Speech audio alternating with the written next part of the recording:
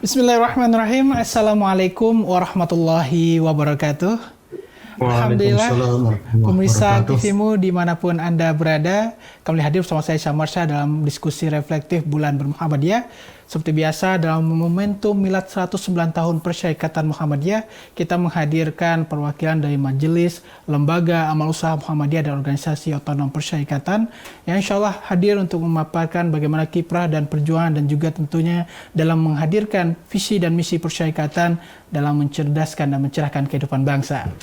Dan alhamdulillah pemirsa, dalam diskusi reflektif bulan bermuhammadiyah kali ini kita akan membahas salah satu amal usaha Muhammadiyah, yakni perguruan tinggi Muhammadiyah, yakni Universitas Muhammadiyah Surakarta, yang kita tahu UMS menjadi salah satu perguruan tinggi Muhammadiyah dengan sederet prestasi, bahkan prestasi yang diukir tidak hanya di tingkat nasional bahkan juga internasional. Dan kita akan mengulas bagaimana ikhtiar dan perjuangan UMS membawa visi dan misi syiar dakwah persyarikatan Muhammadiyah. Untuk itu telah hadir bersama kita Rektor Universitas Muhammadiyah Surakarta yang terhubung secara virtual dari Universitas Muhammadiyah Surakarta. Assalamualaikum Prof. Sofyan Hanif. Assalamualaikum. Waalaikumsalam warahmatullahi wabarakatuh.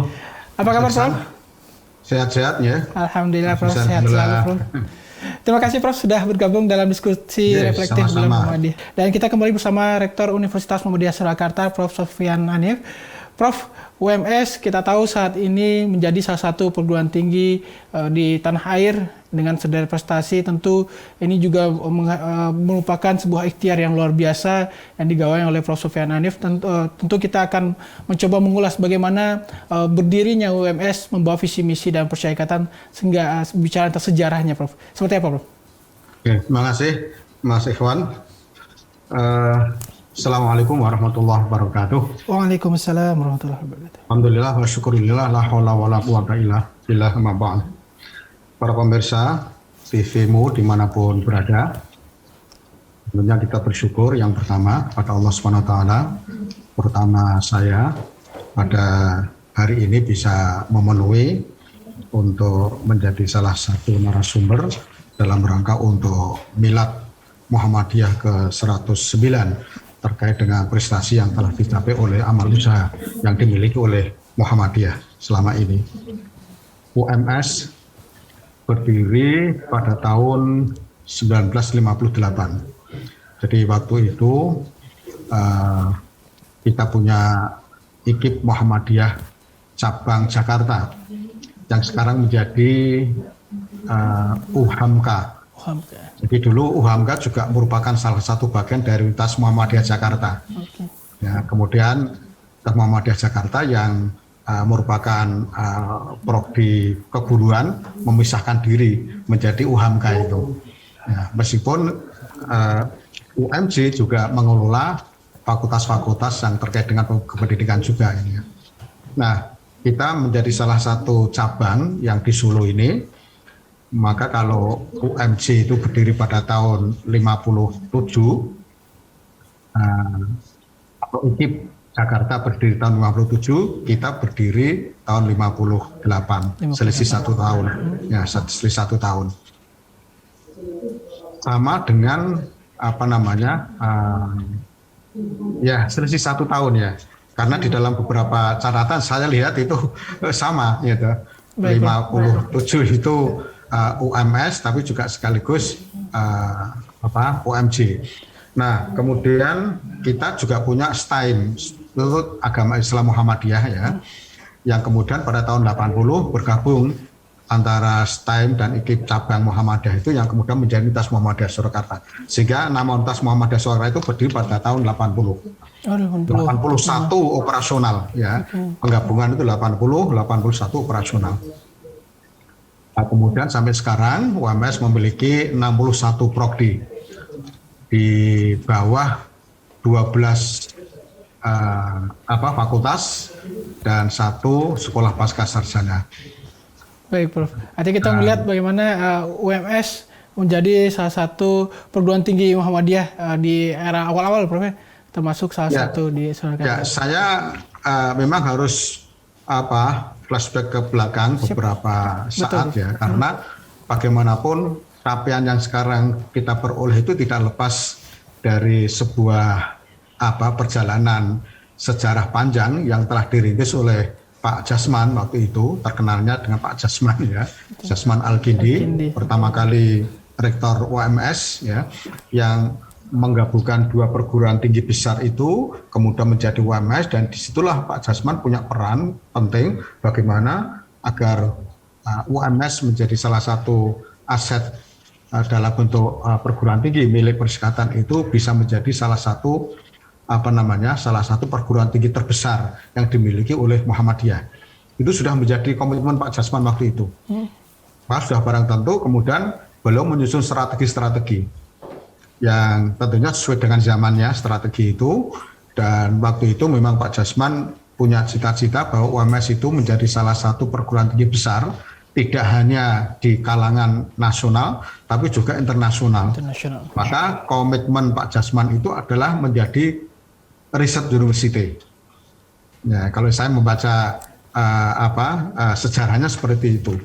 Maka rektor-rektor setelah Pak Jasman itu tentunya menyesuaikan dengan komitmen Pak Jasman yang itu sudah menjadi sebuah visi besar dalam jangka panjang yang akan dicapai. Nah, kemudian ketika saya visi itu kami mantapkan lagi karena kebetulan ketika saya menjabat pada April 2017 itu kebetulan renstra yang kita buat sudah habis.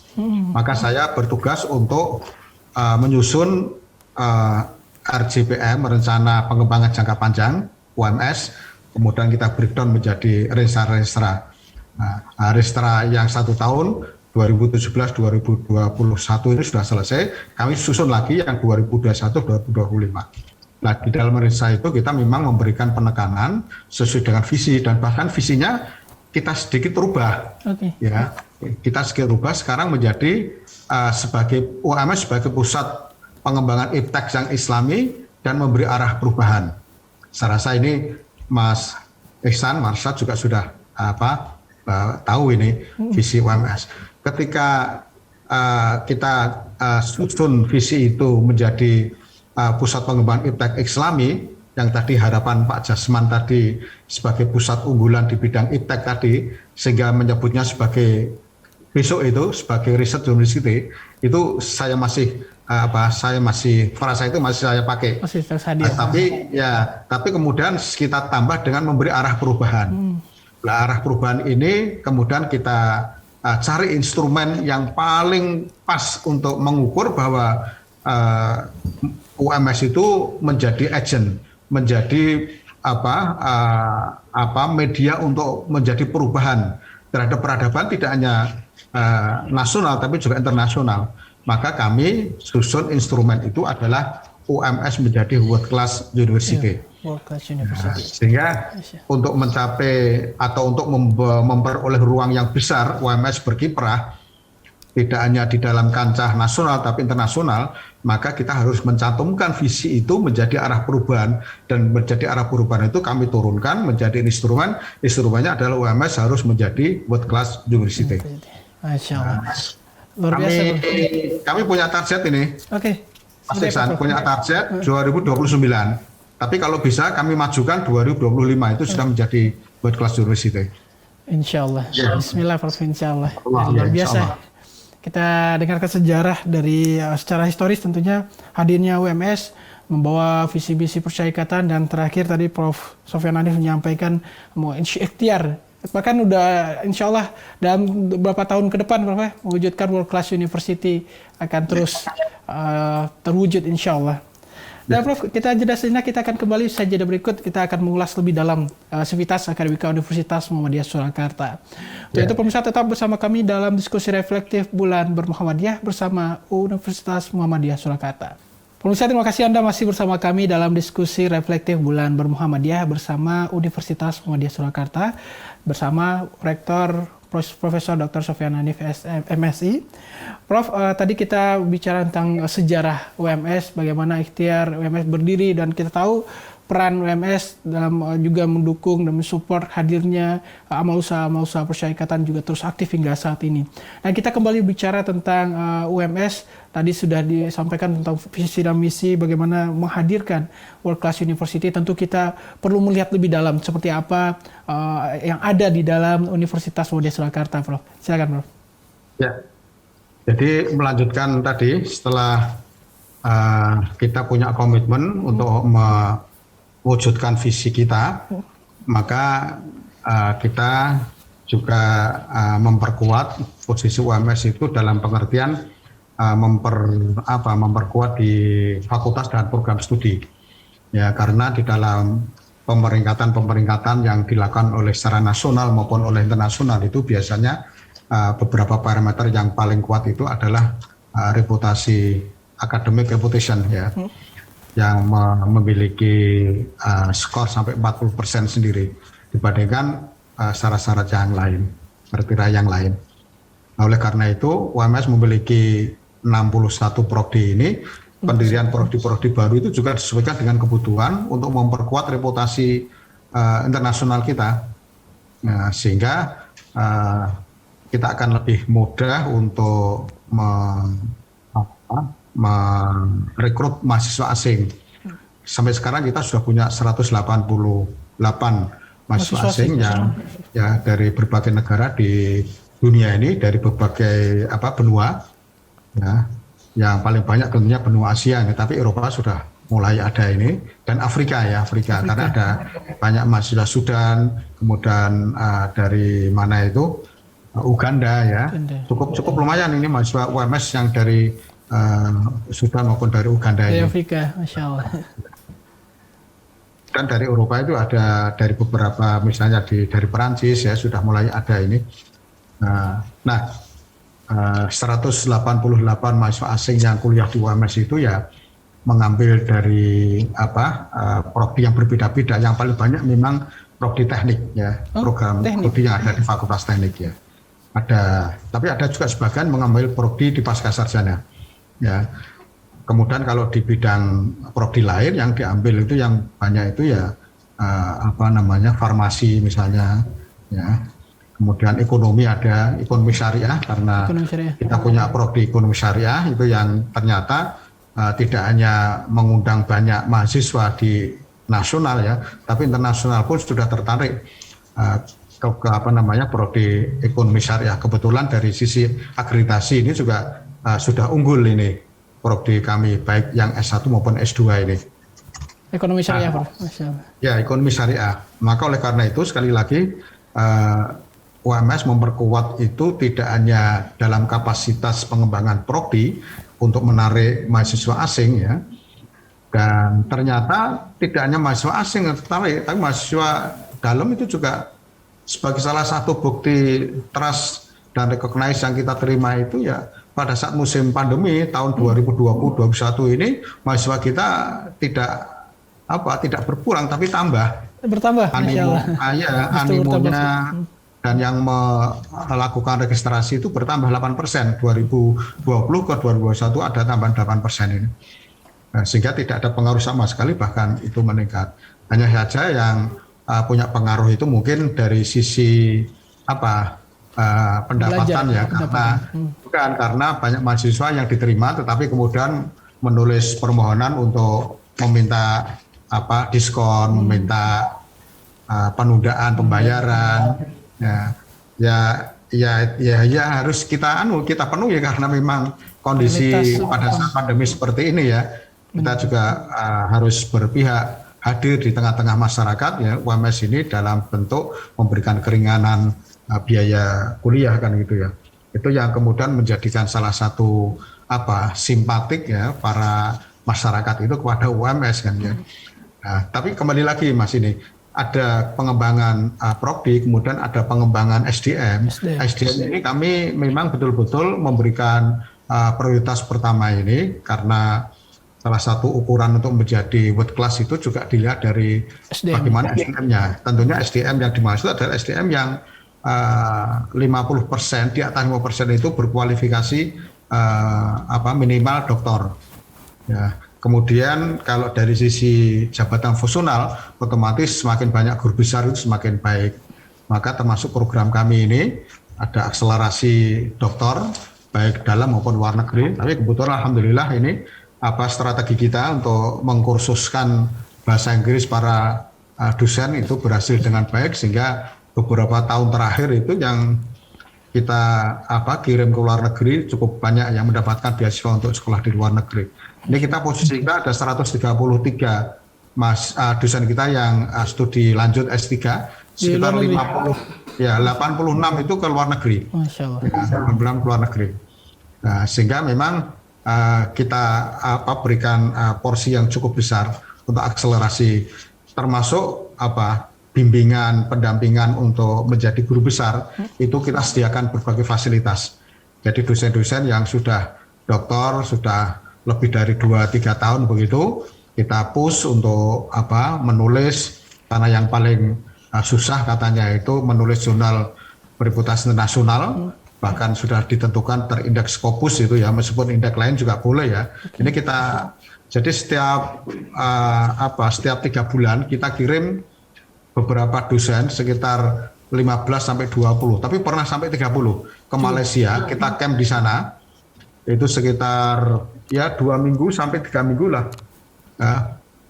berangkat membawa tulisan yang apa adanya, jelek juga enggak apa-apa begitu, syukur sudah baik. Nah, nanti kita camp di sana di bawah bimbingan pendampingan para para editor yang sudah berpengalaman mengelola jurnal indeks Scopus tadi ya. Maka paling tidak 2-3 minggu maksimal itu sudah upload artikel yang dibuat di Malaysia itu. Di Malaysia. Nah, ketika pulang itu sudah tinggal menunggu hasil pengumuman terbitan itu.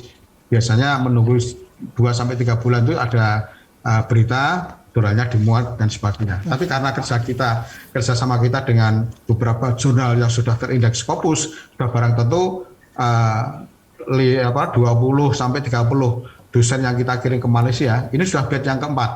Ya, sudah batch yang keempat. Itu sudah barang tentu pulang, tinggal menunggu beberapa bulan itu sudah punya jurnal terindeks. Nah, inilah kemudian menjadi salah satu persyaratan yang paling berat untuk menuju guru besar. Nah, alhamdulillah kita sekarang sudah memiliki guru besar 38 ya, 38. Ya, 38. Saya rasa ini jumlah guru besar yang paling banyak lah di antara perguruan tinggi swasta ya di Indonesia. Tidak hanya di Muhammadiyah, tapi juga di Indonesia. Ya, di Indonesia. Kemudian juga ini Mas Iksan, kita di dalam proses pembelajaran, tadi saya sampaikan bahwa academic reputation yang menempati instrumen yang paling besar skornya itu kan juga terkait dengan pembelajaran. Nah, sekarang yang diukur itu, kalau dulu yang diukur itu lama pembelajaran, lama kuliah. Nah, sekarang lama kuliah atau durasi waktu kuliah, semakin cepat mahasiswa itu kuliah, rata-ratanya itu semakin kita punya skor yang tinggi kan.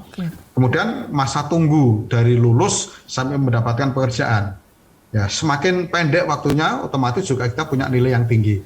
Nah, sekarang ada lagi sekarang penilaian untuk academic reputation terkait dengan hasil pembelajaran itu ada lagi, yaitu outcome. Nah, outcome itu biasanya dilihat prestasi kinerja yang dilakukan atau dicapai oleh para alumni UMS ini yang bekerja dimanapun. Sehingga ada pihak surveyor, kita tidak pernah tahu, ada pihak-pihak surveyor yang dari luar negeri ya, karena kalau kita melihat misalnya versi QS ya, Unirank itu kan banyak para surveyor dari luar negeri. Kita tidak pernah tahu. Mereka mendatangi lembaga-lembaga negeri maupun swasta, kemudian menanyakan alumni UMS begitu, dan kemudian dinilai alumni UMS di dalam menunjukkan kinerja di lembaga yang mereka bekerja di situ. Kalau hasilnya kinerjanya baik, sudah barang tentu ya skornya baik gitu. Nah, UMS menang di sini. UMS itu menang di sini. Karena kalau kita bicara tentang jumlah dokter, mungkin masih banyak perguruan tinggi lain yang lebih bagus ya. UMS ternyata itu durasi waktu lulus mendapatkan pekerjaan pendek, kemudian setelah bekerja itu menunjukkan kinerja yang baik. Para alumni itulah outcome. Nah, ini yang menjadi prioritas penekanan di dalam menilai academic reputation terkait dengan hasil pembelajaran ini. Jadi tidak semata-mata punya nilai IP bagus, enggak, tapi juga dia kerjanya seperti apa. Saya juga ikut senang ini karena tidak pernah, waktu itu kan saya juga belum jadi direktur itu ya. Tapi itu produk-produk yang akhirnya bisa menunjukkan kinerja yang baik. Sehingga dalam hal ini kalau tidak salah UMS punya bintang 3 atau 4 malah itu. Artinya cukup tinggi. Artinya lulusan UMS, alumni UMS itu bekerja betul-betul memiliki komitmen, memiliki kinerja yang baik sampai akhirnya berprestasi itu. Ya, dimanapun di tempat kerja mereka pasti menunjukkan prestasi yang baik gitu. Nah, ini yang kita pupuk terus. Maka sekarang kita berhubungan dengan alumni juga bagus hubungan kami dengan alumni ya. Sehingga salah satu cara untuk tetap mempertahankan prestasi capaian UMS yang bisa kemarin terakhir kita urutan ranking ketiga ya secara internasional, masuk di 10 perguruan tinggi Islam dunia ya, International Islamic University. Kita ranking yang ketiga. Yang pertama itu perguruan tinggi di Mesir, Al-Azhar University, Kairo University. Dan yang kedua adalah perguruan tinggi di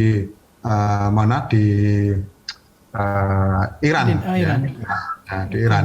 Kemudian baru kita nomor 3 ini. Ya. Dan alhamdulillah perguruan tinggi Muhammadiyah lainnya juga ada.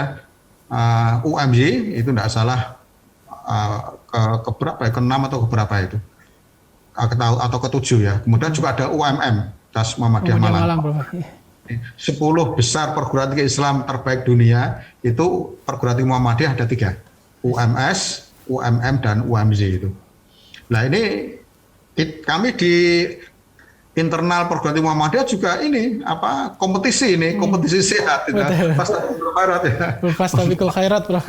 Ya, untuk mencapai, dan itu tentunya ya masing-masing rektor punya strategi sendiri yang bisa dipakai sebagai guidance ya, sebagai petunjuk nanti untuk menjalankan fungsi-fungsi yang secara operasional itu bisa menunjukkan capaian yang baik itu di akhir.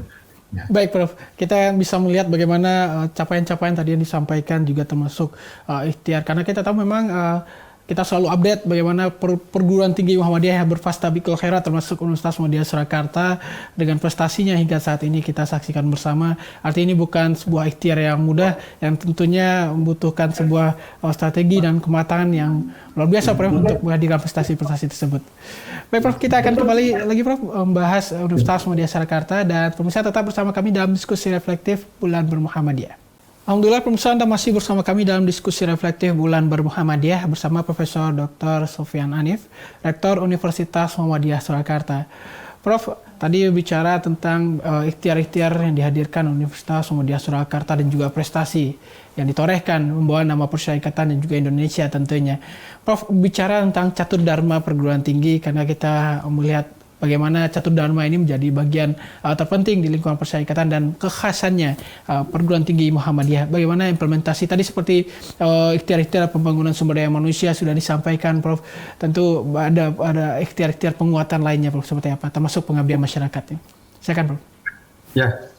Jadi ini melanjutkan lagi nih Mas Iksan. Siap Prof. Tadi saya sudah banyak bicara tentang pembelajaran, sudah banyak tentang SDM, kemudian juga artikel jurnal, bereputasi internasional. Nah, kemudian yang tidak kalah pentingnya sebetulnya memang ini menjadi gaya kepemimpinan ya masing-masing rektor. Saya rasa mungkin gaya ini akan berbeda-beda. Tetapi saya memang sejak awal menjadi rektor itu saya pakai gaya kepemimpinan saya itu gaya dengan pendekatan silaturahim. Silaturahim. Ya. Jadi saya setiap tahun minimal itu harus turun ke bawah fakultas, kemudian ketemu dengan dosen-dosen di prodi-prodi, sampai ke tendik ya, bahkan sampai dengan tendik yang paling bawah ya, cleaning service, parkir, kemudian satpam, ya, sampai tukang itu ya, tukang itu saya sapa semua. Saya sapa semua. Saya tanamkan mereka bahwa UMS itu bukan milik rektor. UMS itu milik kita semua. Ya. Termasuk mereka yang bekerja bertugas sebagai cleaning service, ya, sebagai perawat taman, sebagai tukang ya, sebagai juru parkir, merasa memiliki, ini milik kita semua. Artinya bahwa saya itu mengedepankan dan menanamkan nilai-nilai motivasi, menanamkan nilai kebersamaan ya. Karena kalau kita tidak bersatu, kita tidak bersama, ya itu ya sudah barang tentu tidak mungkin akan bisa mencapai visi besar kita. Jadi sampai-sampai kalau Ramadan itu ada buka bersama itu saya jarang buka bersama dengan para pimpinan. Saya suka dengan para petugas parkir, petugas keamanan, tukang-tukang atau aman itu tadi. Saya lebih suka kepada mereka. Karena ketika kita mendapatkan sebagai julukan perguruan tinggi terbersih ya oleh Pak Nasir, ya oleh Pak Nasir waktu itu sebagai Menteri Pendidikan, itu bukan kerja seorang rektor, itu yang bekerja adalah bawahan-bawahan cleaning service itu. Ya. Sampai akhirnya UMS terkenal sebagai perguruan tinggi yang terbersih, sehat, ya, ramah lingkungan. Itu kan karena kita satukan potensi yang ada itu. Nah, itulah yang kemudian sampai pada akhirnya capaian, kalau yang paling mudah diukur itu ya akreditasi. Akreditasi. Kita punya 61 program studi itu yang sudah A itu sudah hampir 70%. 70%. Nah, sekarang dengan hampir 70%. Nah, sekarang dengan model 9 standar, sekarang ada perubahan istilah. Kalau dulu A, B, C, ya sekarang unggul, sangat baiknya. Jadi kalau nilai A itu konversinya adalah unggul, B itu sangat baik, C itu baik. Nah, setelah kita mengajukan konversi, dan itu konversi itu bukan semata-mata langsung dirubah dari A menjadi unggul, masih ada proses penilaian lagi. Alhamdulillah sampai sekarang, sampai hari ini ya, kalau hari besok mungkin tambah 1, tapi sampai hari ini sudah ada 19 prodi kita yang sudah berakreditasi unggul. Ini sebuah capaian yang memang luar biasa ini.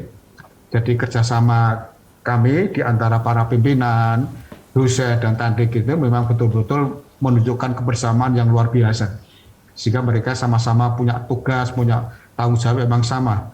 Jadi UMS besar itu tidak hanya oleh Pak Rektor, tapi semua kita bekerja, semuanya bekerja, ya bekerja keras kita semua.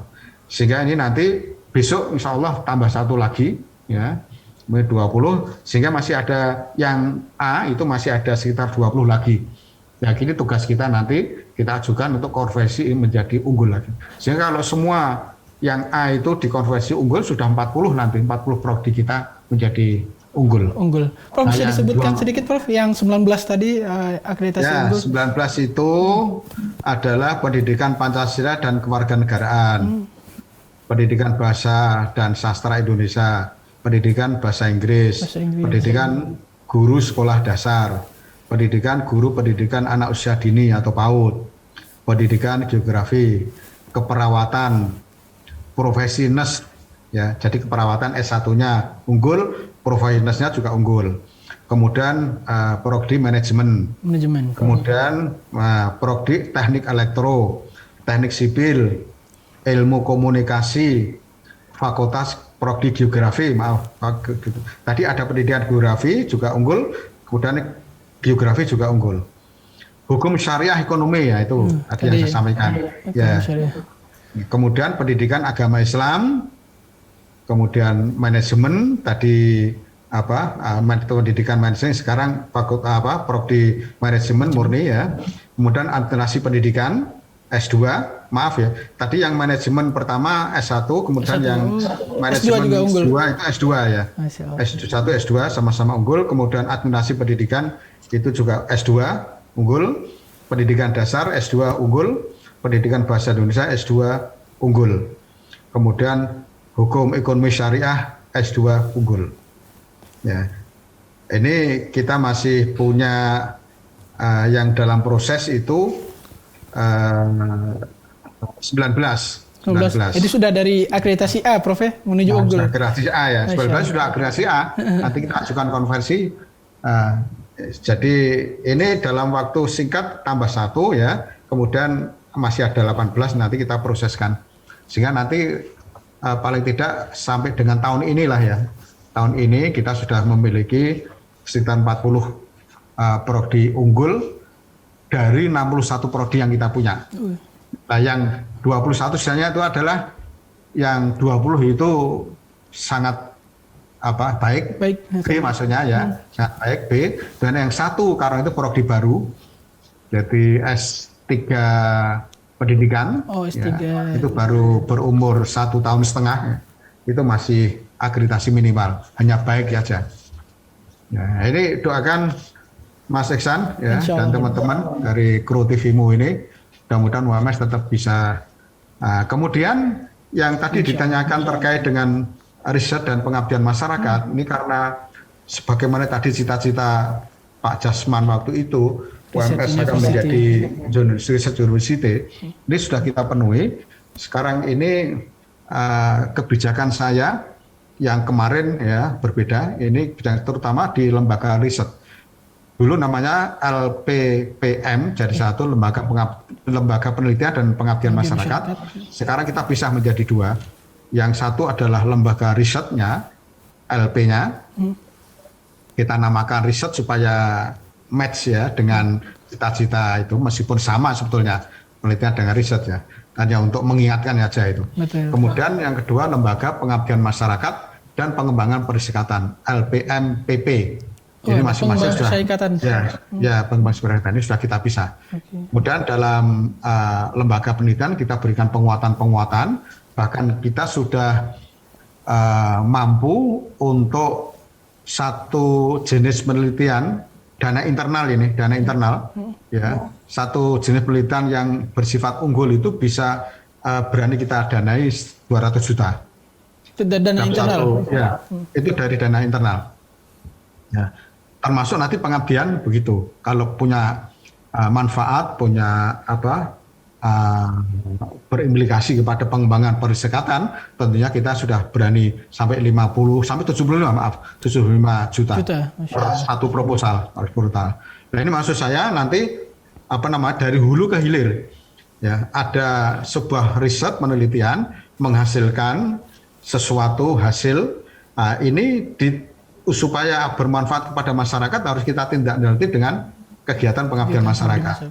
Maka kami mensyaratkan penelitian yang baik itu adalah penelitian yang bisa ditindaklanjuti dengan kegiatan pengabdian masyarakat.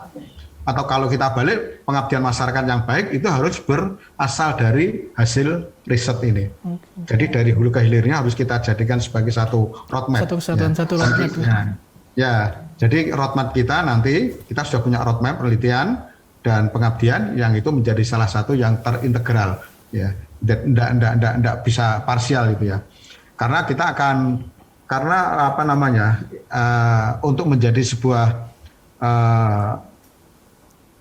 perguruan tinggi penelitian atau riset university ya, itu di samping banyak peneliti dan banyak pengabdi, pendanaan yang porsi pendanaan yang digunakan untuk riset tentunya harus cukup besar ya.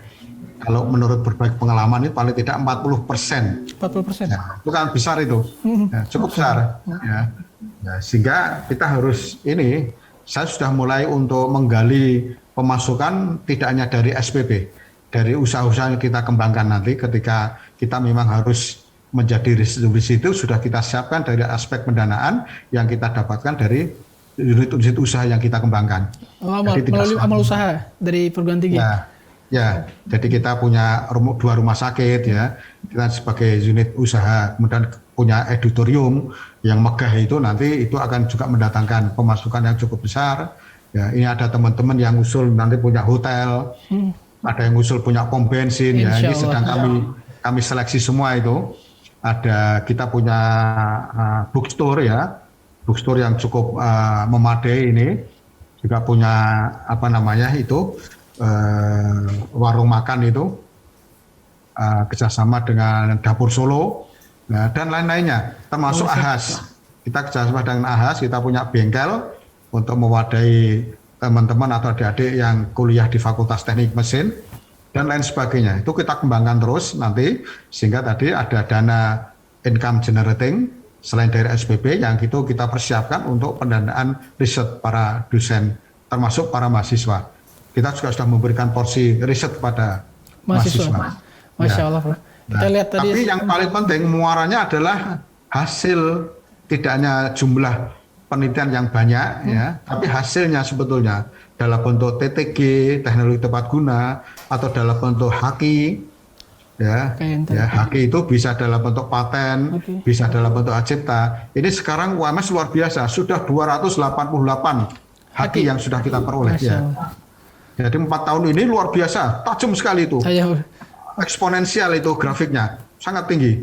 Jadi saya juga, alhamdulillah ini teman-teman, terutama yang dari luar negeri, teman-teman dokter itu sudah mulai produktif sekali, termasuk teman-teman dokter yang dalam negeri itu produktif, sehingga setiap kali temuan risetnya itu dipatenkan. Ya, ini alhamdulillah.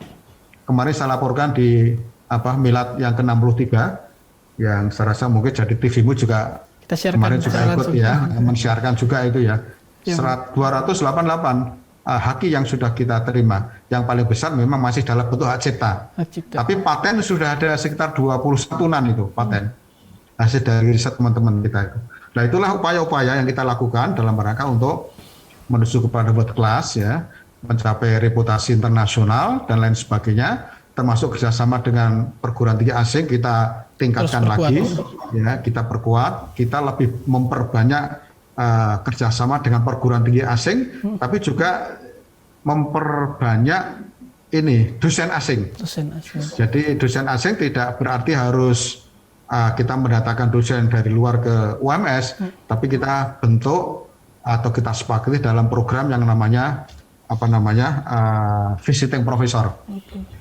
Visiting professor itu ketika kita kerjasama dengan perguruan tinggi luar negeri, kita 2 atau mungkin 3 narasumber dari sana, ya, selama 1 semester kita beri SK, ya, visiting ke tempat kita, itu sudah dianggap sebagai dosen asing.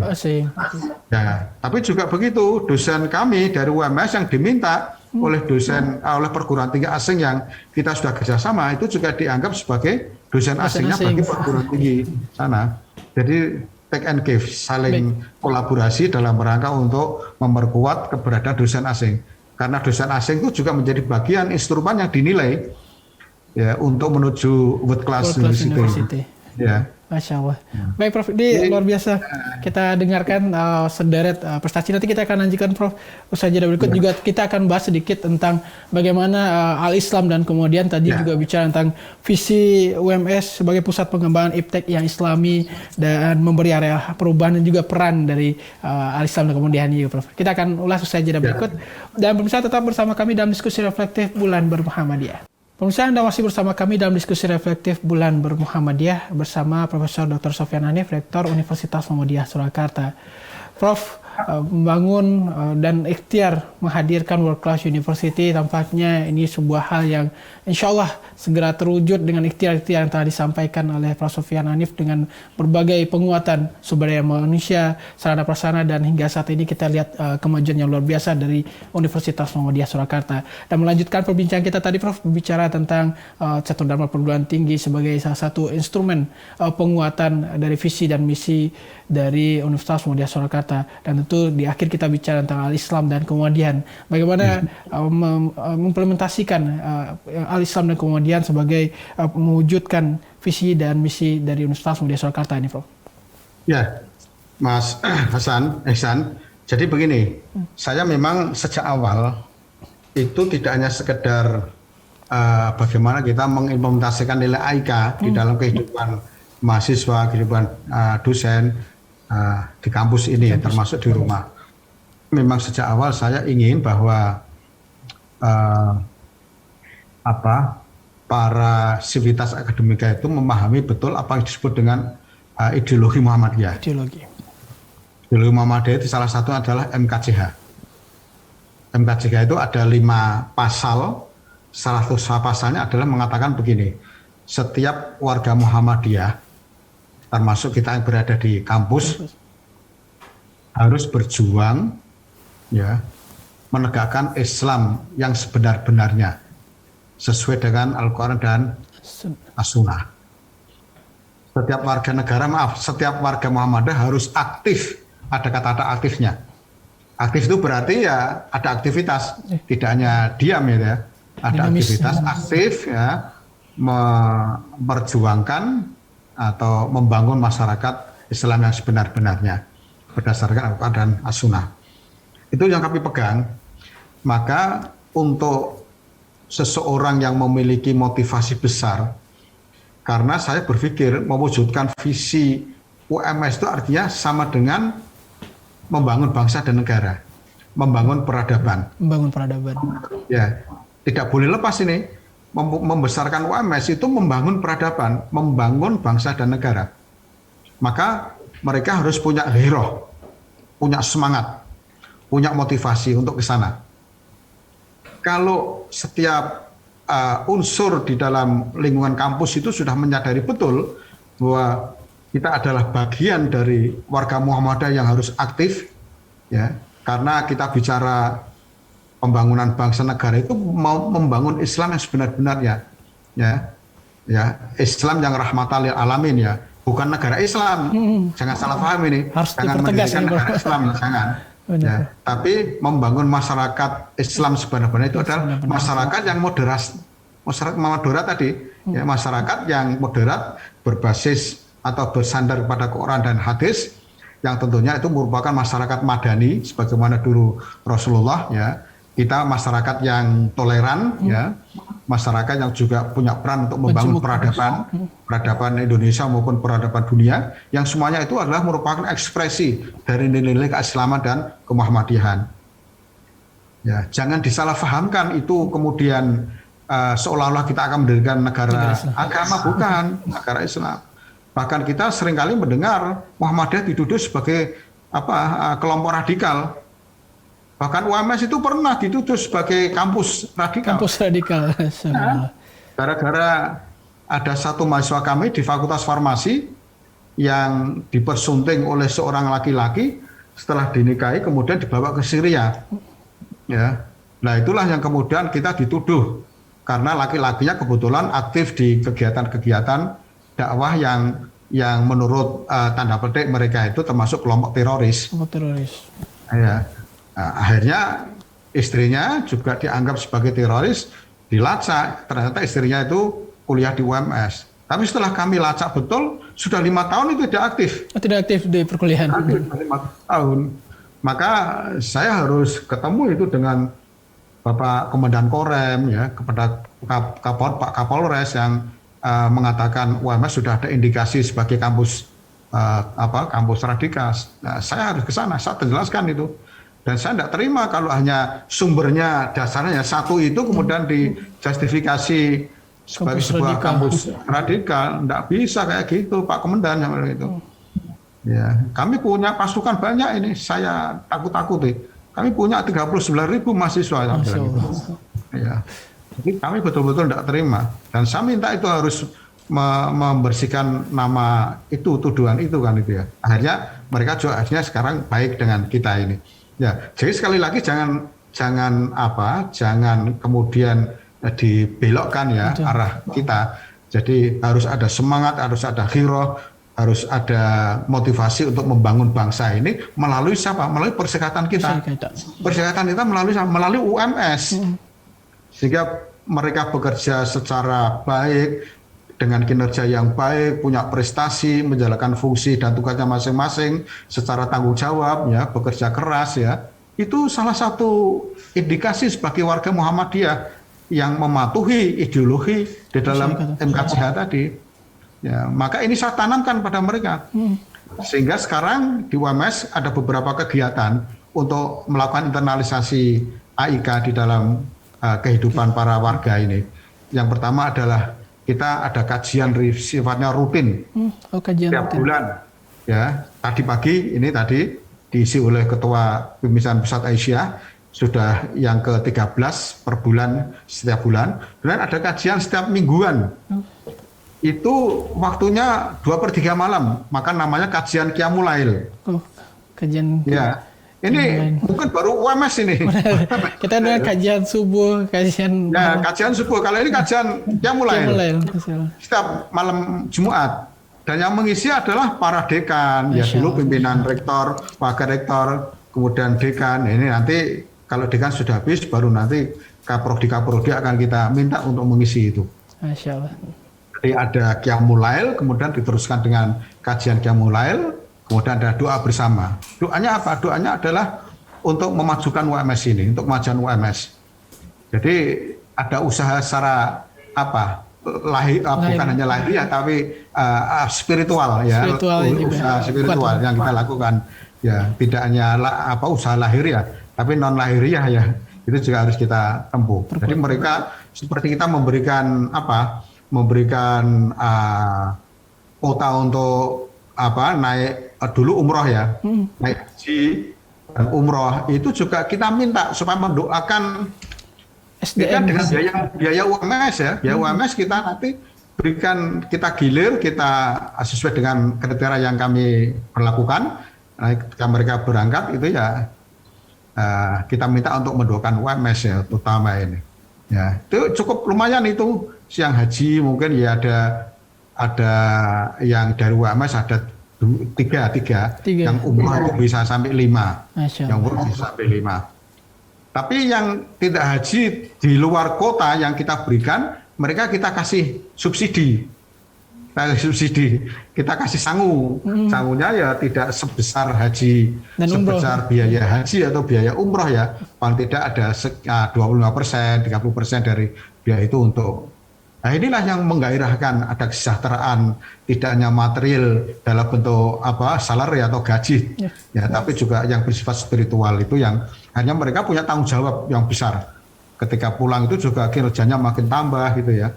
Itu yang kami. Kemudian ada juga pengajian subuh, cinta subuh, ya, cinta subuh.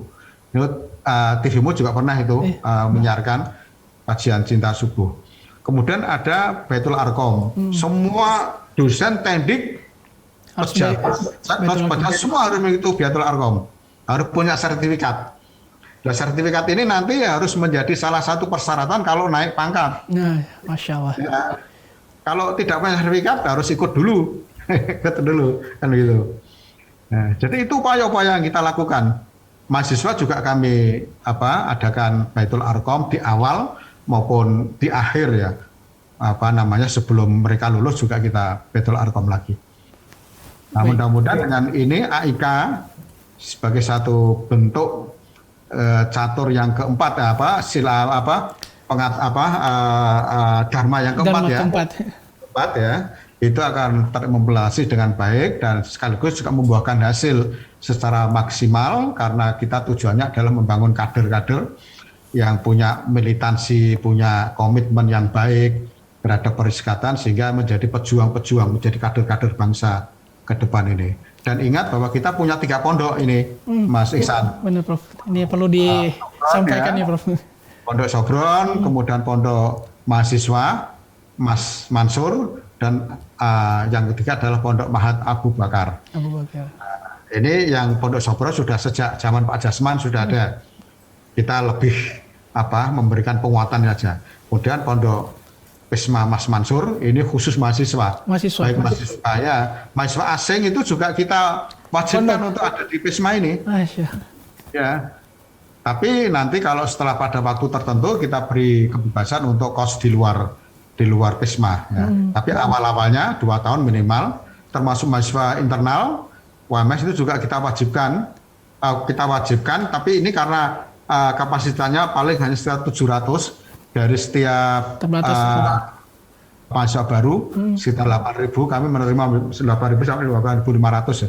Tapi yang tahun kemarin sampai 9.200. Masya Allah. Pandemi ini. Pandemi COVID malah naik itu. Itu kita hanya bisa menampung 100-200. Ini tahun ini mungkin bisa 1.000 karena ada bantuan dari Menteri PU lagi, kita diberi 1 unit PISMA lagi lantai ya, sehingga nanti bisa mencapai 1.000. Nah 1.000 ini mahasiswa baru seleksi, siapa yang pengen mondok di PISMA kita seleksi. Yang diseleksi tidak hanya mahasiswanya, tapi orang tuanya itu juga kita seleksi. Kita akan wawancara dengan mahasiswa orang tuanya, sehingga mereka begitu masuk di pondok itu betul-betul efektif ya. Jadi kita beri penguatan selain ilmu-ilmu agama ya, tapi juga kalau yang Mas Mansur itu ada pengembangan ilmu agama, tapi yang wajib 2 itu bahasa Inggris dan bahasa Arab. Baik, Bro.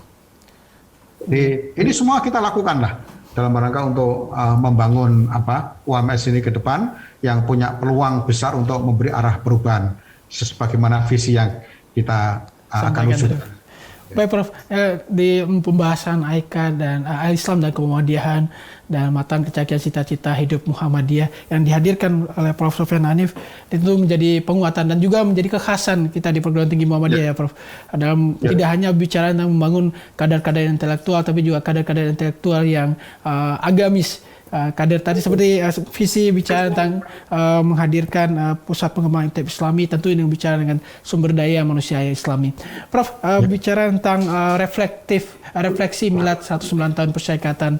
Mungkin ada pesan-pesan reflektif, Prof, berkaitan dengan milad 109 tahun Persyarikatan dan juga termasuk UMS menjadi tuan rumah dalam momentum Muktamar Persyarikatan Muhammadiyah, Prof.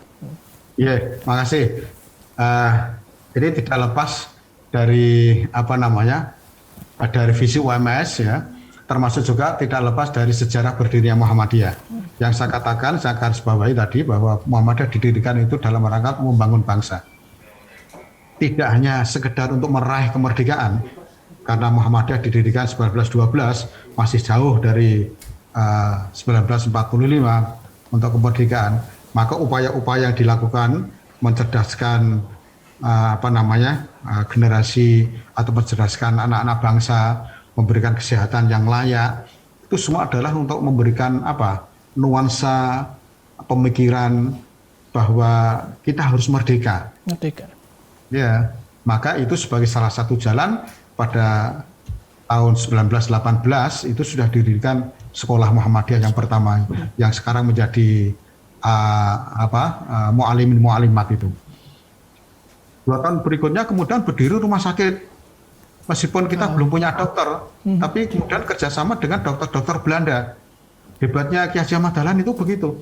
Masih muda itu seorang Darwis waktu itu bisa merekrut dokter-dokter Belanda untuk membangun kesehatan di Indonesia ini, sehingga mereka kemudian setelah mau bergabung diberikan kartu anggota Muhammadiyah, tapi kartu ini sifatnya kartu yang khusus ya, anggota khusus. Ya, diberikan identitas sebagai anggota Muhammadiyah tapi anggota khusus. Itu para anggota yang non muslim. Salah satunya ya para dokter-dokter yang diajak bekerja di dalam rumah sakit yang sekarang menjadi rumah sakit PKU Yogyakarta. Itu. Ya. Jadi luar biasa anak muda seorang Darwis itu. Semuanya itu adalah memberi. Dan waktu itu sampai sekarang pun Muhammadiyah tidak pernah meminta. Betul. Maka salah satu identitas yang ini menjadi pembeda dari organisasi Islam lainnya, ya Muhammadiyah terkenal dengan mandiri, kemudian tumbuh dari bawah. Tidak ada perintah seorang ketua umum Muhammadiyah memerintah harus didirikan ranting cabang di daerah tertentu, tidak ada. Itu kesadaran penuh, keikhlasan penuh akan makna eksistensi diri kita sebagai wakil dari khalifah di muka bumi ini, yang sadar betul bahwa kita bagian daripada umat yang harus bisa memberikan manfaat kepada orang-orang lain. Maka kemudian berdirilah ranting, membangun amal usaha, berdirilah cabang, kemudian berdirilah PDM dan seterusnya. Yang itu tidak ada pernah perintah, tidak akan oleh para petinggi-petinggi yang ada di pimpinan pusat itu. Dan kemudian setiap jenis kegiatan program Muhammadiyah itu pasti menyentuh aspek yang paling vital sekali. Apa itu? SDM. SDM, sumber daya. Maka kemudian didirikan sekolah. Itu apa? Bicara SDM. Didirikan rumah sakit itu dalam rangka untuk meningkatkan SDM. Meningkatkan kesehatan SDM. Mendirikan panti-panti asuhan itu siapa? Untuk melayani SDM manusia. Artinya apa? Muhammadiyah itu lebih memberatkan pada aspek kemanusiaan. Maka semua yang menjadi amal usaha Muhammadiyah itu harus berorientasi pada kemanusiaan. Tanpa membedakan suku, tanpa membedakan ras, tanpa membedakan agama. Ya. Agama Muhammadiyah itu merupakan organisasi Islam yang mungkin paling toleran. Ya. Paling toleran. Kita lihat perguruan tinggi kita yang ada di wilayah Indonesia bagian timur. Sorong, Manokwari. Muslim kan masih saya. Ya, di mana itu? Mana itu? NTT, Kupang. Itu mahasiswa lebih dari 75% itu non Muslim semua. Mereka kita kasih kartu anggota Muhammadiyah, senang sekali itu. Masya Allah. Ditunjukkan saya senang menjadi anggota Muhammadiyah, meskipun saya Kristen. Ya. Meskipun saya Kristen, tapi saya anggota Muhammadiyah senang. Karena Muhammadiyah itu memikirkan anak-anak bangsa. Muhammadiyah itu lebih menunjukkan kemanusiaan pada setiap kegiatannya. Tidak membedakan agama, tidak membedakan suku dan ras. Mereka semua senang. Ya. Maka kalau sekarang masih ada orang-orang kelompok-kelompok yang menuduh Muhammadiyah sebagai kelompok radikal, itu orang yang sudah tidak punya pikiran yang bersih. Ya. Jadi harus belajar sejarah itu. Nah, maka pesan saya sudah barang tentu kita harus tetap bisa menjamin visi Muhammadiyah saat pertama didirikan. Kita harus mampu memperkuat cita-cita hidup Muhammadiyah sebagai sebuah organisasi Islam yang senantiasa harus mengedepankan aspek kemanusiaan, memberi ta'awun, ya, tapi tidak minta. Ya. Kalau ada organisasi Islam lainnya minta-minta, ya monggo silakan, itu terserah mereka kan itu ya. Betul. Tapi kita tunjukkan identitas sebagai pembeda ini. Betul. Itu kita harus menjadi warga yang betul-betul bermanfaat. Dengan memberi, dengan ta'awun yang kita lakukan itu bisa bermanfaat pada orang lain. Saya rasa itu, Mas Ihsan, ya. Terkait momentum Muktamar, Prof, mungkin UMS sebagai tuan rumah ini, Prof. Ya, insya Allah kita tetap menjadi tempat muktamar pada 8-20 November 2022. Hanya saja nanti mungkin ada perubahan metode. Ya. Ini kalau tetapi saya berharap ketika nanti pandemi makin baik ke depan, setahun lagi mudah-mudahan juga ada perubahan lagi yang pada Tanwir yang lalu itu sudah diputuskan metodenya dengan metode blended. Ada sidang-sidang yang dilakukan dengan luring, ada sidang-sidang dilakukan dengan daring. Kemudian pesertanya juga dibatasi, tidak semua anggota muktamar. Ya, anggota muktamar, peserta muktamar itu tidak semua dihadirkan di satu tempat di Solo atau di Auditorium Solo itu, tapi akan dipilah-pilah nanti, ada klaster-klaster. Ya, nah itu nanti secara teknis akan dilakukan oleh pimpinan pusat, ya, panitia pusat, ya. Tapi saya berharap ya nanti semakin baik inilah kondisi pandemi kita makin teratasi dan sekarang juga sudah baik. Nanti mudah-mudahan juga ada perubahan ada Tanwir lagi, ya, bisa merubah metode yang sudah disepakati dulu. Artinya ya bisa dilakukan secara luring penuh di Solo, tapi tetap dengan menjaga protokol kesehatan secara ketat, ya. Karena jadi nanti penggembira itu ya penggembira dibagi-bagi, tidak hanya datang di Solo, tapi di klaster-klaster juga yang menyelenggarakan sidang-sidang muktamar itu. Baik, artinya kita juga sudah melihat bagaimana kesiapan dari Universitas Muhammadiyah Surakarta. Sejak sebelum pandemi juga sudah siap, Prof, ya, untuk pelaksanaan. Betul. Kita gembirakan lagi persiapan itu pada milad pada tanggal 20 yang lalu. Ya, dan ternyata antusias luar biasa itu. Ya, biasa. Ya. Baik, Prof. Saya sudah menerima pujian banyak sekali ini. Sukses milad tanggal 20 yang lalu. Insya Allah. Ya, terima kasih. Baik, Prof. Terakhir nih, Prof, himbauan dan harapan tentu bicara tentang ikhtiar membangun, mewujudkan visi dan misi UMS ke depan, dan juga himbauan untuk warga masyarakat, warga persyarikatan, dan warga bangsa untuk bergabung di Universitas Muhammadiyah Surakarta, Prof. Silakan, Prof. Terakhir. Ya, saya hanya berharap ya apa yang saya sampaikan ini ya, mungkin hanya sebagian kecil ya, tidak bisa menyampaikan secara keseluruhan ya.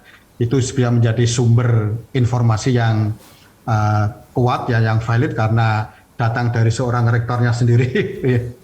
Mudah-mudahan ini menjadi pelajaran dan sekaligus juga menjadi ini ya, kalau motivasi, dalam ilmu publikasi, dalam ilmu humas itu kan ini publikasi ya.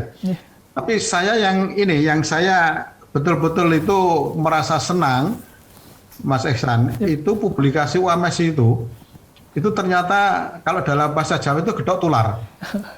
Gedok tular. Gedok tular. Terutama memang warga Muhammadiyah sendiri. Betul, Pak. Ya. Ya, tapi kalau saya melihat, saya sudah mempelajari, menganalisis beberapa sumber data itu, ya ternyata memang sekarang warga non-Muhammadiyah sudah banyak. Betul. UMS itu kalau diidentifikasi yang Muhammadiyah hanya 30% nih, Mas. 30%, Bro. 30% itu non-Muhammadiyah. Tapi ketika masuk di UMS, ya kita harapkan sudah menjadi Muhammadiyah atau paling tidak simpatisan Muhammadiyah. Iya.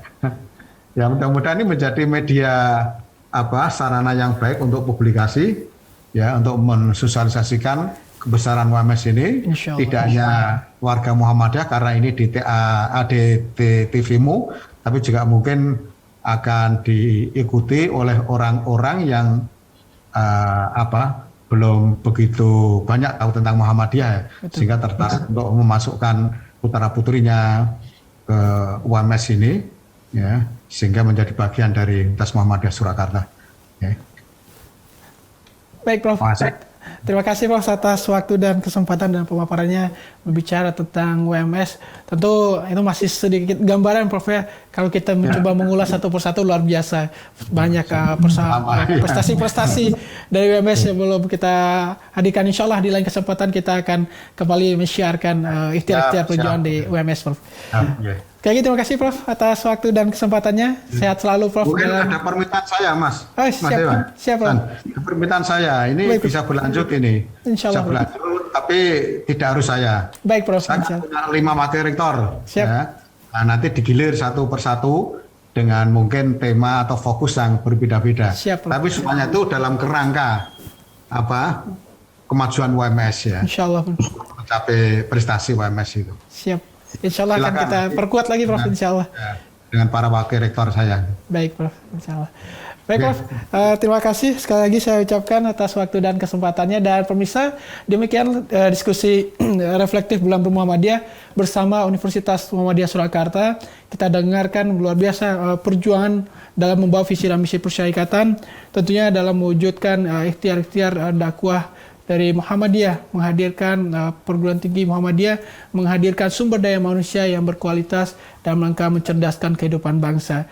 Terus semoga dan kita sembari berdoa prestasi-prestasi akan terus diraih oleh Universitas Muhammadiyah Surakarta, insya Allah. Ya. Dan akhir kata saya Syam Marsha bersama Profesor Dr. Syafian Nadif dan juga kru yang bertugas mengucapkan terima kasih. Kami undur diri. Billahi fisabil haq fastabiqul khairat. Wa nasru minallah wa fatahun qarib. Wassalamualaikum warahmatullahi wabarakatuh. Waalaikumsalam warahmatullahi wabarakatuh.